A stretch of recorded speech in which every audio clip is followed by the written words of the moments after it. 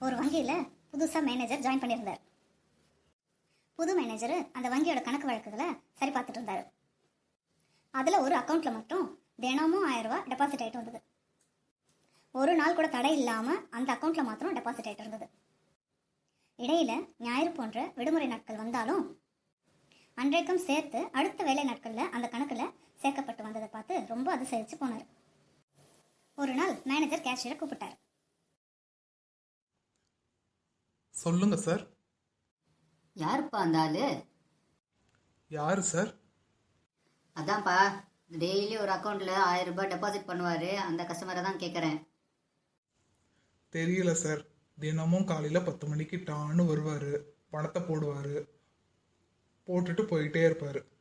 அந்த ஆள் கொஞ்சம் சிடுமூஞ்சி மாதிரி, அதனால் நாங்கள் யாரும் அவர்கிட்ட பேசுறதில்ல. மேனேஜருக்கு இப்படி ஒரு கேரக்டரை சந்திச்சே ஆகணும் அப்படின்ற அளவுக்கு ஆர்வம் வந்துடுச்சு. அடுத்த நாள் காலையிலேயே வந்து காத்துட்டு இருந்தார் மேனேஜர். அந்த நபர் வந்த உடனே பக்கத்தில் போய் பேச்சு கொடுக்க முயன்றார். அந்த நபரோ இவர் கண்டு கொள்ளாமல் சென்று விட்டார்.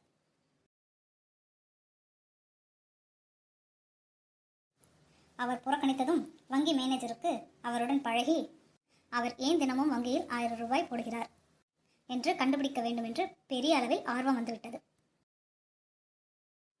தினமும் பணம் செலுத்தும் இடத்தின் அருகே நிற்பது சரிபார்ப்பதுமாய் இருந்து அந்த நபருடன் லேசாக புன்னகைக்க துவங்கியிருந்தார்.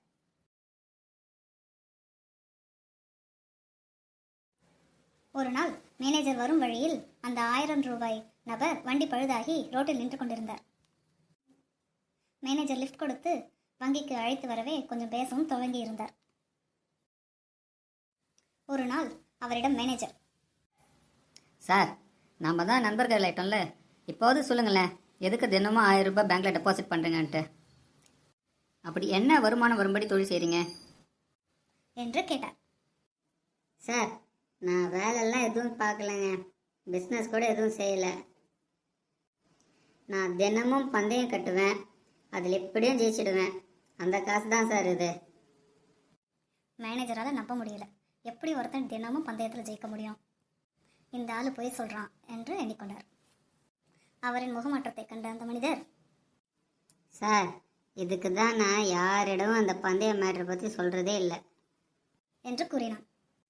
அப்படியும் சந்தேகமாய் பார்த்த மேனேஜரிடம், சரி சார், நம்ம 2 பேரும் இப்போ ஒரு பந்தயம் வச்சுப்போம்.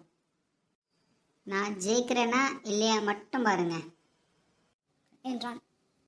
டென்ஷன் ஆகிய மேனேஜரும், சரிப்பா, பந்தயத்துக்கு நான் ரெடி. என்னப்பா பந்தயம் என்று கூறினார். சரி சார், நாளைக்கு காலையில் 10:15 மணிக்கு உங்கள் கால்தோட பகுதி பச்சை கலரை மாறிடும். 2000 ரூபாய் பந்தயம். யோ, என்னையா சொல்ற? ஏதாவது நடக்கிற கதையை சொல்லு. பந்தயத்துக்கு வரீங்களா இல்லையான்னு கட் அண்ட் ரைட்டாக சொல்லுங்கள். சரிப்பா, நான் பந்தயத்துக்கு வரேன். சரி சார், காலையில் நான் வருவேன். உங்கள் கால் தொட பகுதி பச்சை பசேலுன்னு மாறி இருக்கும். 2000 ரூபாய் எடுத்து வைங்க. நான் போயிட்டு வரேன் சார். மேனேஜருக்கோ எப்படி இவ்வளவு தைரியமாக பந்தயம் கட்டுறாரு அப்படின்ட்டு ஆச்சரியம். அவர் சென்றவுடன் முதல் வேலையாக பாத்ரூம் சென்று அவர் தொடையை முன்னும் பின்னுமாக பார்த்து கொண்டார். அது வழக்கம் போல்தான் இருந்தது. இருந்தாலும் அவருக்கு இருப்பு கொள்ளவில்லை. அரை மணி நேரத்துக்கு ஒரு தடவை சென்று அவர் தொடைகளை பார்த்து கொண்டு வந்தார். விடிந்ததும் முதல் வேலையாக அவர் தன் தொடையை சரி பார்த்து கொண்டார். அது எப்பொழுதும் போலே இருந்தது. நம்ம காலாவது பச்சையா மாறுதாவது என்று அவரை சமாதானம் சொல்லிக்கொண்டு குளித்துவிட்டு அலுவலகம் கிளம்பி சென்றார். எங்கே பஸ்ஸில் உட்கார்ந்தால் ஏதும் செட்டப் செய்து நிறம் மாற செய்து விடுவார்களோ என்று எண்ணி நடந்தே அலுவலகம் சென்றடைந்தார். 10 மணி அலுவலகத்திற்கு 9 மணிக்கே வந்து விட்டாலும் 10 நிமிடத்திற்கு ஒரு முறை போய் அவர் தொடையை சரிபார்த்து கொண்டார். இன்னைக்கு அவனை ஜெயிச்சு 2000 ரூபாய் எப்படியாவது வாங்கிடணும் என்று நினைத்து கொண்டு ஆவலோடு காத்திருந்தார். சொல்லி வைத்தாற் போல் சரியாக 10-15 மணிக்கு அவன் அந்த அறைக்குள் நுழையவே வேகமாக எழுந்து நின்று தனது பேண்டை கழட்டி, இந்தா பார்த்துக்கோ, எப்பவும் போல் தான் இருக்கு என்று கூறிவிட்டு தனது இருக்கையில் அமர்ந்து கொண்டார். அந்த 1000 ரூபாய் நபர் அவர் அருகில் இருந்தவரிடம், நீ என்னமோ பேங்க் ஆஃபீஸர், பெரிய மனுஷன், அப்படியெல்லாம் செய்ய மாட்டேன்னு சொன்னேன். இப்போ என்ன சொல்கிற? எடு 3000. என்று கூறினார் அந்த 1000 ரூபாய் நபர். அப்போதுதான் கவனித்தார் பந்தயக்காரனுடன் வேறு ஒருவரும் வந்திருந்தார் என்று. அவரும் மேனேஜரை முறைத்தபடி 3000 ரூபாய் எடுத்து நீட்டினார்.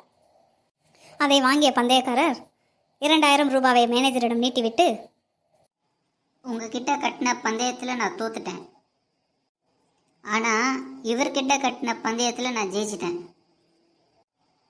1000 ரூபாய் லாபம் எனக்கு என்று கூறிவிட்டு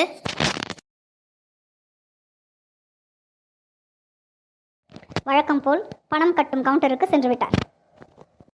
அவருடன் பந்தயம் கட்டி 3000 ரூபாய் தோற்றவனிடத்தில் நீங்கள் எதுக்கு அவர்கிட்ட பந்தயம் கட்டினீங்க? என்று மேனேஜர் வந்தவரிடம் கேட்க, வந்தவரோ மிகவும் கோபத்துடன் மேனேஜரிடம், போயா, நீ எல்லாம் ஒரு பேங்க் ஆஃபீஸரா? என்னை பார்த்த உடனே பேண்ட்டை கழட்டி காமிப்பாருன்னு உன்னை சொன்னான் அந்த ஆள். சேச்சே, அப்படியெல்லாம் இருக்காதுன்னு உன்னை நம்பி பந்தயம் கட்டினேன். இங்கே 2000 ரூபாய்க்கு இவ்வளோ கேவலமான வேலையை செய்கிற என்று கூறிவிட்டு சென்று விட்டான். இதனால் அறியப்படுவது, அவன் வேலையை அவன் பார்க்கணும். அடுத்தவன் எப்படி சம்பாதிக்கிறான், என்ன பண்ணுறான், அடுத்தவன் வேலையில் தலையிடக்கூடாது. அப்படி தலையிட்டா இந்த மேனேஜருக்கு வந்த கதி தான் நமக்கும்.